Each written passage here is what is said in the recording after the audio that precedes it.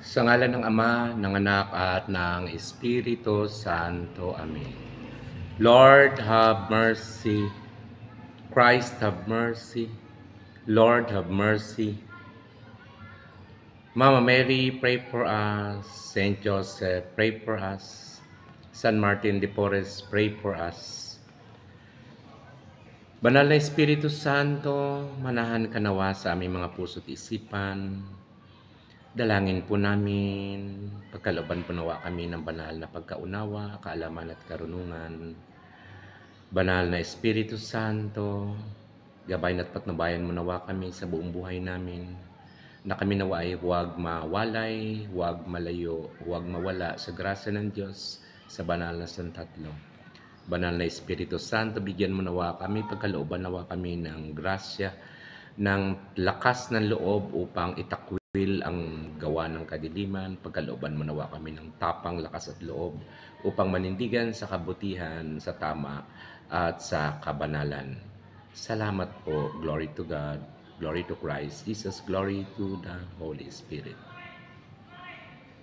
Sa ngalan ng Ama, ng Anak, at ng Espiritu Santo. Amen.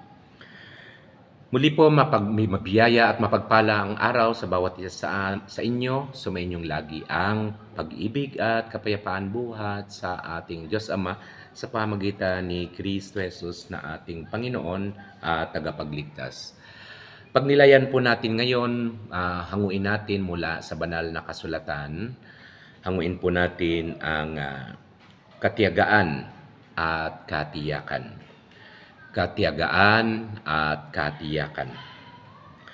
Katiyagaan, unahin po natin, tingnan natin ang talata sa 2 Pedro, chapter 9, verse 9, ang pagtitiis at ang pagkapatuloy. Katulad po na naging buhay ng mga tauhan at lingkod mula sa lumang tipan hanggang sa bagong tipan, katulad po na naging mga buhay at gawain po ng ating mga banal at mga santo, upang sila po ay naging matagumpay sa kanilang pagtitiis sa iba't ibang mga hamon at pagsubok sa buhay at matinding mga pagsubok at pagtuliksa. At kung paano sila nagkapatuloy, kaya mahalaga po na kilala natin ang mga naging tauhan at naging mga lingkod sa banal na kasulatan sa lumang tipan at bagong tipan. At napakahalaga po na kilala natin ang mga doctors of the church at kilala po natin ang mga naunang banal at mga santo. Ano ang kanilang tungkulin at kampanin na ginawa noon? Ano ang kanilang naging buhay noon? At paano sila nakapagtiis sa iba't ibang mga hamon at pagsubok sa buhay at nagpapatuloy sa katapatan sa Diyos at naging mananagumpay. Lahat po tayo ay may mga tiisin sa buhay. Lahat po tayo ay may mga alalahanin sa buhay, pagsubok sa buhay. Subalit, sa grasya ng Diyos, paano nga ba natin mapagtagumpayan at paano nga ba tayo maging matyaga at magkaroon ng katiyakan? Higit sa lahat, ang focus natin sa mundong ito, hindi lamang para kumain, matulog at magpahinga, hindi lamang kumain, magtrabaho, matulog at magpahinga, kundi ang ating gampanin sa ating pakikilakbay sa mundong ito ay magkaroon tayo ng katiyakan sa ating patutunguhan. Magkaroon tayo ng katiyakan sa kabilang buhay, langit o impyerno. Hindi lamang matiyak natin kung anong ating kakainin, idadamit at titirhan, kundi sa ating pansamantalang buhay sa mundong ito, sa ating pansamantalang paglalakbay sa mundong ito, lilipas at iiwanan natin ang mga hakhak, mga hapi, mga hinagpis at mga pag-iyak. Lilipas ang kahit anong kaganapan at pangyayari sa mundong ito. Subalit sa ating paglalakbay, sa ating focus, paano natin malalaman ang katiyakan? Ang katiyakan, nawa ang ating pong mga goal, ang ating mga aim, ang ating mga dreams, ang ating mga focus sa destinasyon ay yung tunay na buhay sa kabilang buhay na naghihintay sa lahat ng tao. Langit o impyerno. Unahin po natin ang katyagaan. Tingnan muli natin ang 2 Pedro chapter 9 verse 9, pagtitiis at pagkapatuloy. Letter A, katiyagaan ng tao. Letter A, katiyagaan ng tao. Number 1, ang utos na maging matyaga. Maging matyaga. Roma chapter 12 verse 12, unang Thessalonica chapter 5 verse 14, Hebreo chapter 12 verse 1, Santiago chapter 5 verse 7 hanggang 8. Magpaumanhinan. Bahagi po ng mga pagtitiis, magpaumanhinan. Hindi nawawala ang mga pagtatalo, mga sigalot, magpaumanhinan. Efeso chapter 4 verse 2, Colossus chapter 3 verse 12 hanggang 13. Number 2, ang paraan upang makamit ang katiyagaan sa pamamagitan ng pag-asa sa Diyos. Kapag nawalan po tayo ng pag-asa, magiging miserable na po ang ating buhay araw-araw at maging ating pananampalataya. Sa pamamagitan ng pag-asa sa Diyos, Roma chapter 15 verse 5, Colossus chapter 1 verse 11. Sa pamamagitan ng pag-asa kay Kristo, kapag punong-puno po tayo ng pag-asa kay Kristo at tignan po natin ang napakaraming pangako ni Kristo para makita natin, malaman natin na siya po ang ating provider, siya po ang ating tagapagtanggol, siya po yung nangangalaga, siya po yung nagmamahal, siya po yung nagliligtas sa atin. Napakarami niyang pangako. Kung patuloy lamang natin balikan at basahin ang buong Biblia, napakaraming pangako ng Diyos, napakaraming pangako ni Kristo. Kung yan pong ating pangahawakan, magagawa nating magtiis na manatiling tapat sa Diyos sa kabila ng mga kahirapan at mga hamon sa buhay. Sa pamamagitan ng pag-asa kay Kristo, unang Thessalonica chapter 1 verse 3 at Santiago chapter 5 verse 7. Bilang bahagi ng bunga ng Espiritu Santo, bilang bahagi ng bunga ng Espiritu Santo, ang pagtitiis.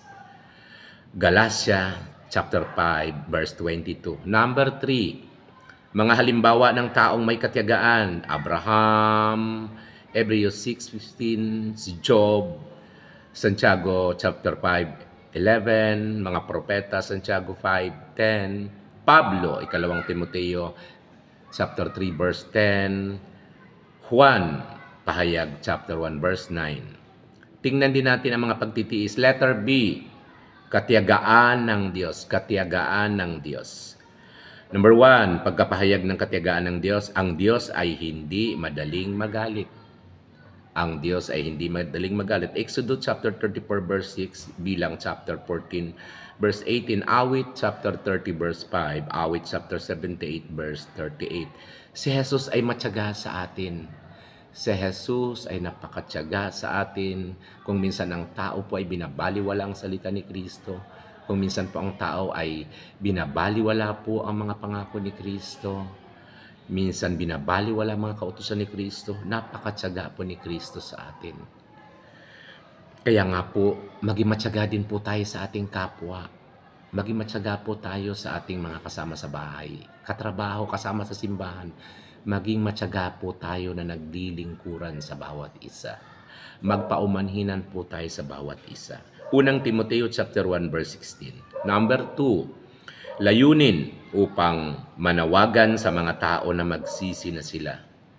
Layunin upang manawagan sa mga tao na magsisi na sila. Roma chapter 2 verse 4, ikalawang Pedro chapter 3 verse 9 at 15 at mga sumusunod na talata. Number 3, ang katiyagaan ng Diyos sa panahon ni Noe. Ang katiyagaan ng Diyos sa panahon ni Noe. Unang Pedro chapter 3 verse 20. Ngayon po tunghayan naman po natin ang katiyakan. Mapuno po tayo ng kapayapaan at kagalakan at mapuno po tayo ng pag-asa kung nakatuon po tayo sa ating katiyakan. Sa piling ng Diyos, sa piling ni Ama, sa piling ng Panginoong Jesucristo.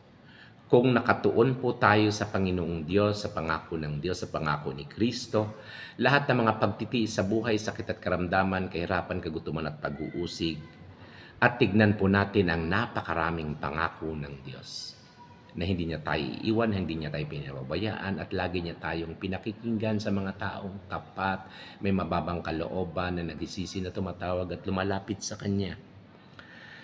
Matitiyak natin ang ating katiyakan kung paano po tayo namumuhay araw-araw.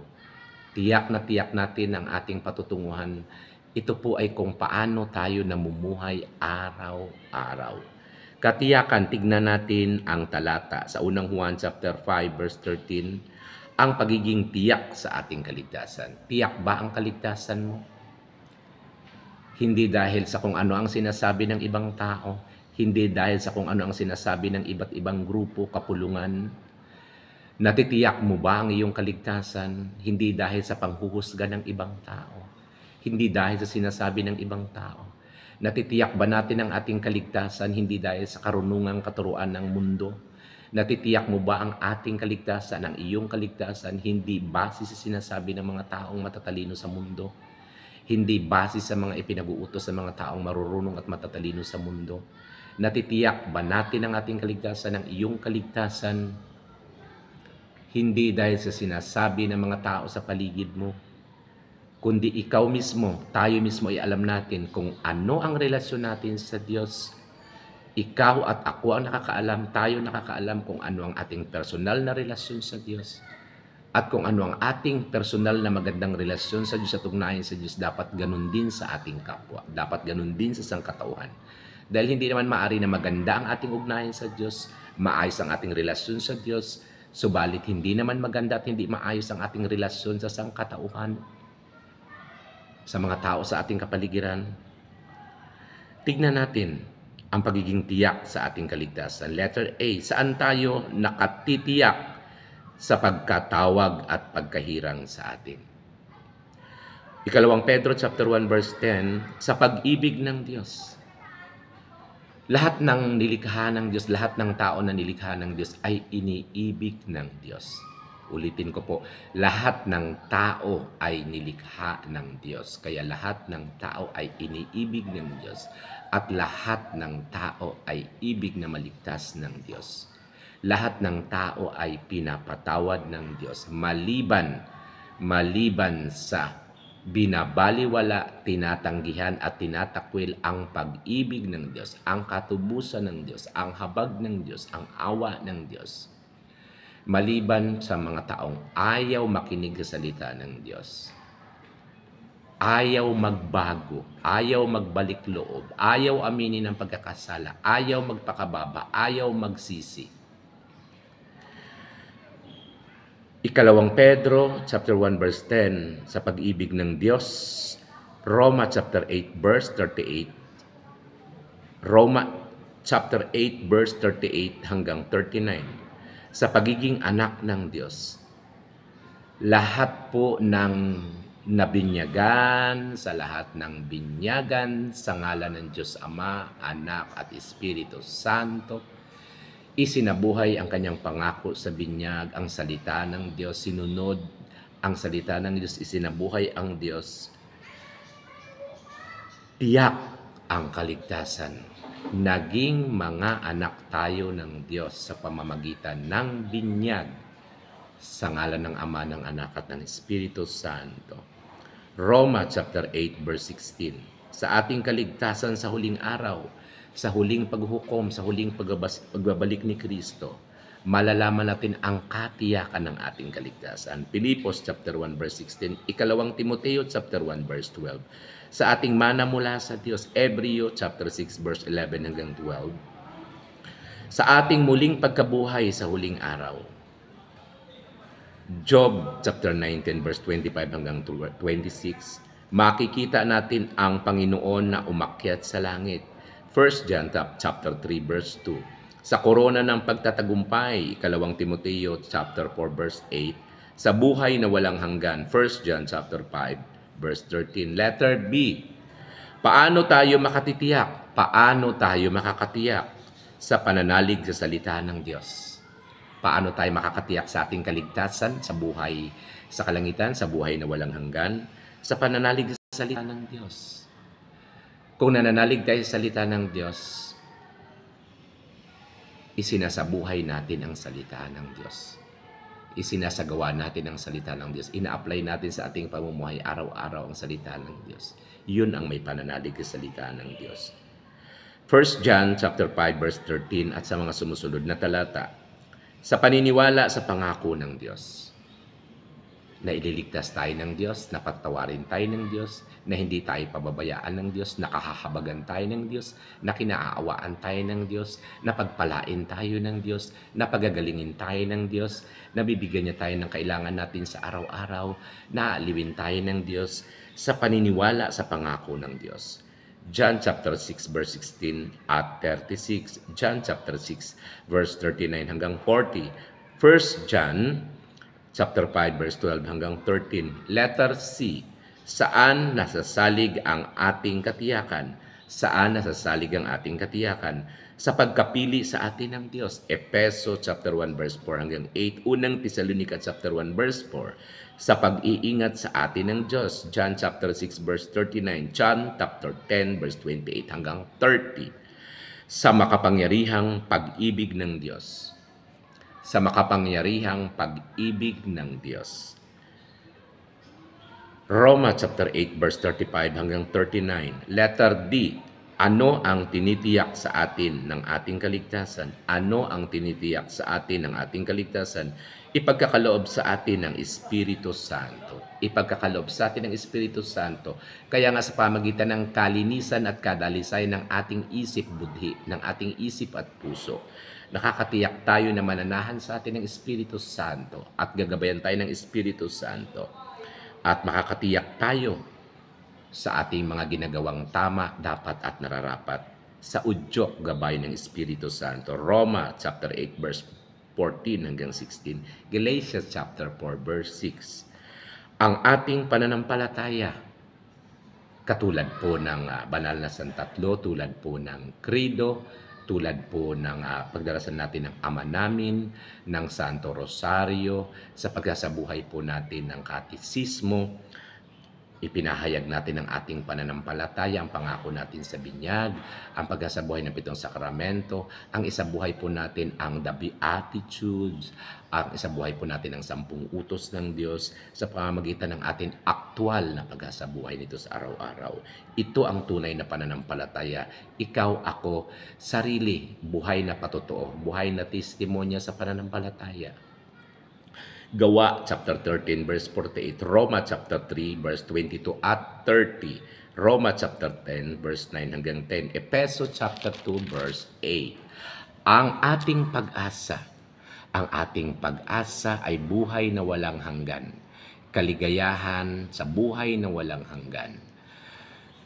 Ito po ay mangyayari at alam po natin kung paano. Uulitin ko po, kung paano tayo namumuhay araw-araw, kalugod-lugod ba sa Diyos ang ating pamumuhay sa araw-araw sa isip, salita at sa gawa?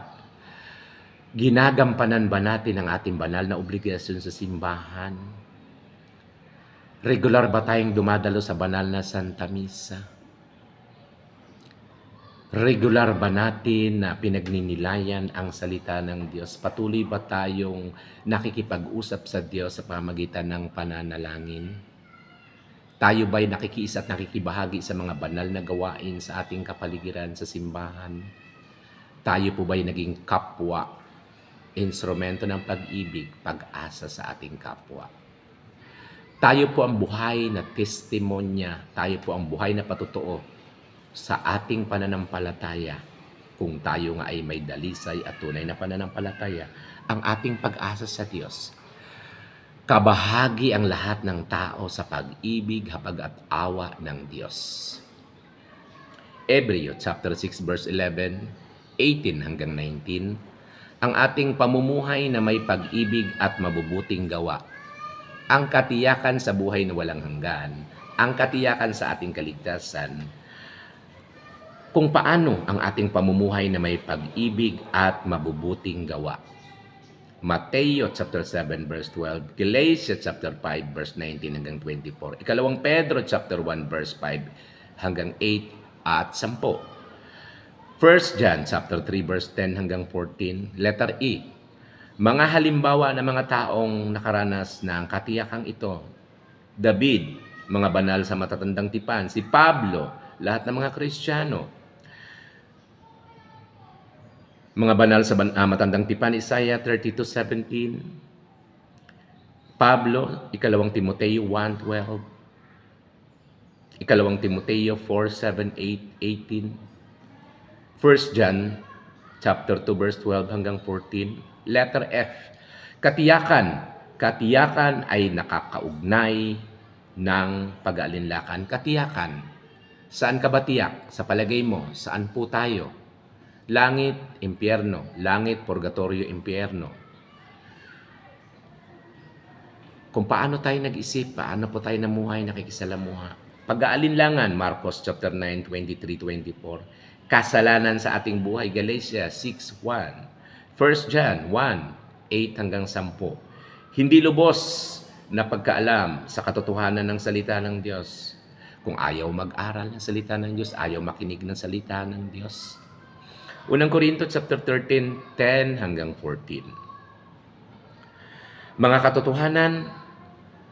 katotohanan, tignan natin ang talata, John 8:32. Ang tama at sumasang-ayon sa katotohanan ay kaugnay na paksa. Ang katotohanan ay isang paksa sa 1 John chapter 2 verse 8. B. Saan o kanino nakikita ang mga katangian ng katotohanan? Sa Diyos Ama, kay Hesukristo, sa Espiritu Santo, sa pahayag ng Diyos, sa kautusan ng Diyos, sa salita ng Diyos, sa patutuo ni Jesus, sa salita ng mga propeta, sa mabubuting balita na pinangaral ng mga apostol.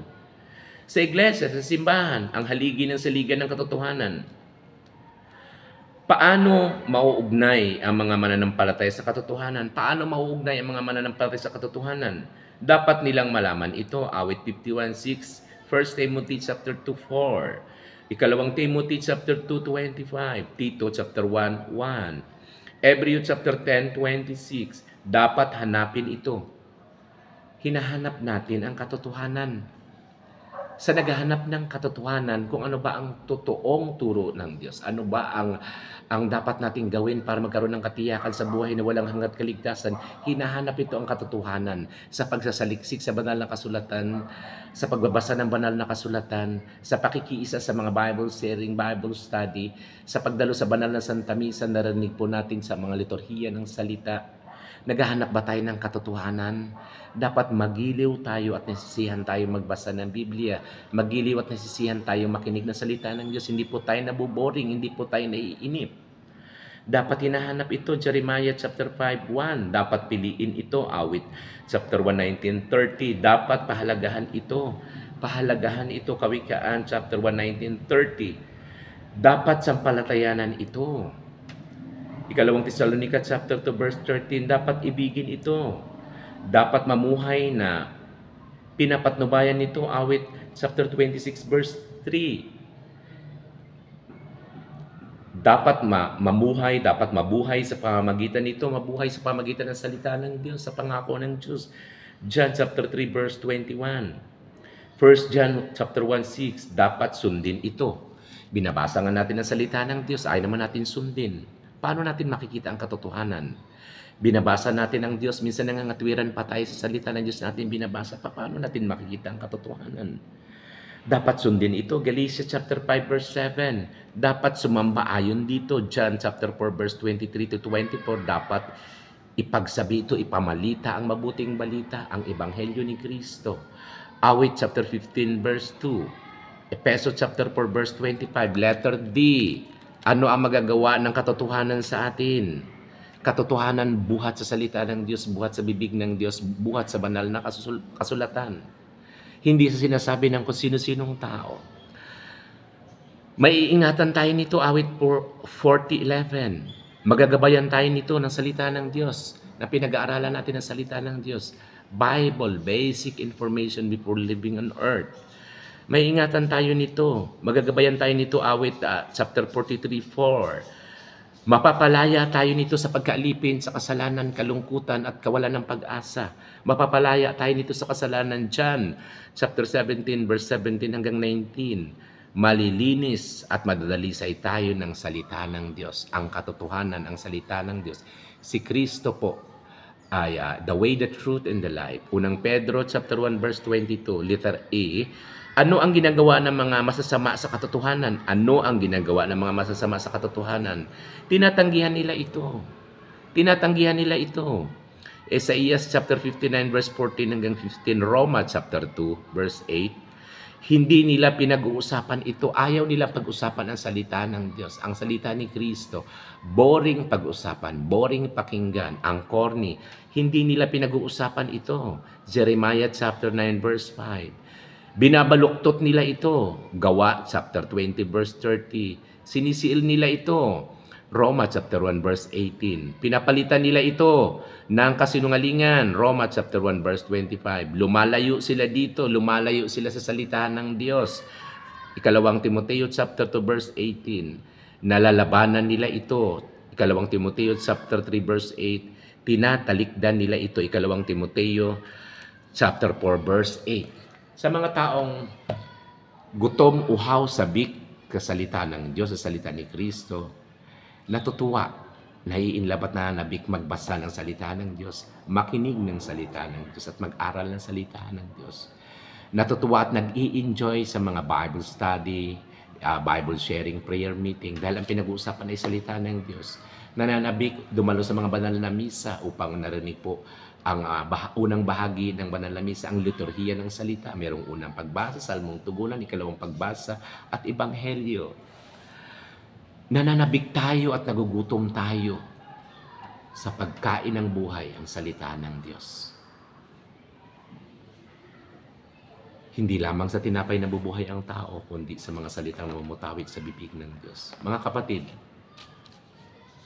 kung naiinip tayo at nabuboring tayo magbasa at makinig ng salita ng Diyos, hindi tayo nagugutom at nauuhaw sa Diyos sa salita ng Diyos. Hindi tayo nagigiliw at nai-inlove sa mga pangusap ng Diyos, sa mga salita ng Diyos.